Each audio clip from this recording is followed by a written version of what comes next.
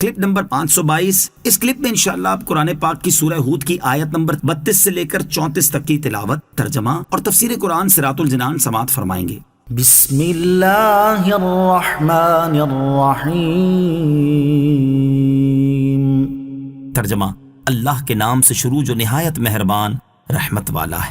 قالوا یا نوح قد جادلتنا فأکثرت جدالنا فأتنا بما تعدنا ان كنت من الصادقین۔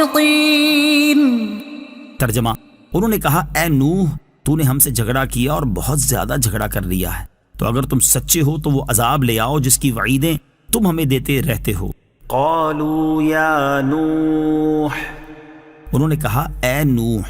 اس سے پہلی آیات میں اللہ تعالیٰ نے حضرت نوح علیہ السلام کے کفار کی طرف سے پیش کیے گئے شبہات کے جوابات ذکر فرمائے، اور کفار نے حضرت نوح علیہ السلام کے جوابات پر 2 اعتراض کیے، ان کا ذکر اس آیت میں ہے۔ پہلا اعتراض، کفار نے حضرت نوح علیہ السلام کے جوابات کو بکثرت بحث اور جھگڑا کرنے سے تعبیر کیا اور کہا کہ اے نوح علیہ السلام، تم نے ہم سے جھگڑا کیا اور بہت ہی زیادہ جھگڑا کر لیا۔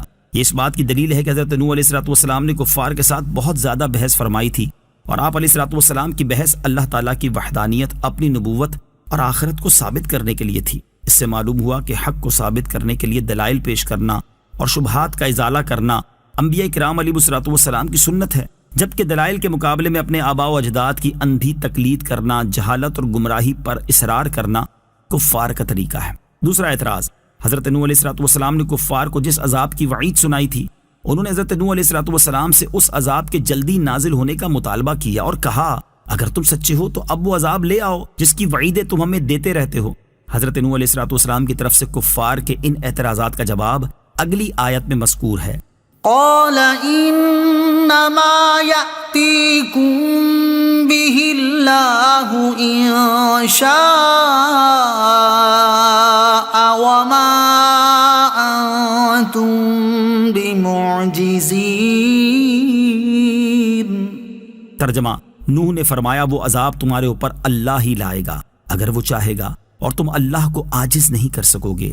قال، فرمایا، کفار کے اعتراضات کے جوابات میں حضرت نوح علیہ السلام نے فرمایا تم پر عذاب نازل کرنے کا اختیار اللہ تعالیٰ ہی کے پاس ہے، وہ جب چاہے گا اس عذاب کو تم پر نازل کر دے گا، اور جب اس نے عذاب نازل کرنے کا ارادہ فرما لیا تو تم اس عذاب کو روک سکو گے اور نہ اس سے بچ سکو گے۔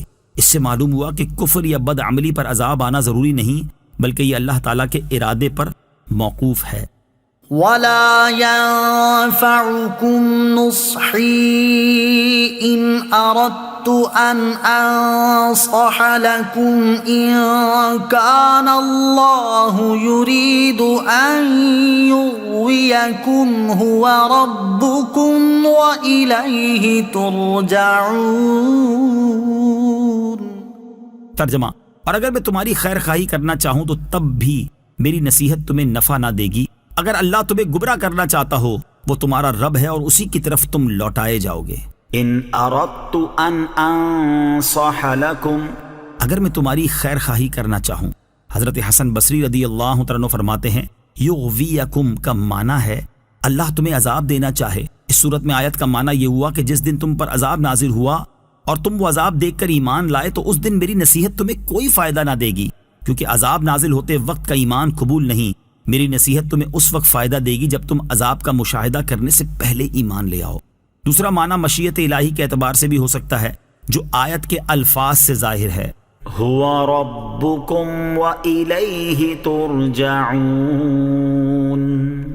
وہ تمہارا رب ہے اور اسی کی طرف تم لوٹائے جاؤ گے، یعنی تمہارا خدا وہی ہے جس نے تمہیں پیدا کیا اور تمہاری پرورش کی۔ وہ تمہاری موت سے پہلے اور موت کے بعد دونوں حالتوں میں تمہاری ذات اور صفات میں تصرف کرنے کا پورا اختیار رکھتا ہے، اور مرنے کے بعد تمہیں اسی کی طرف لوٹ کر آنا ہے۔ یہ آیت اللہ تعالیٰ کی گرفت سے ڈرانے میں انتہائی مفید ہے۔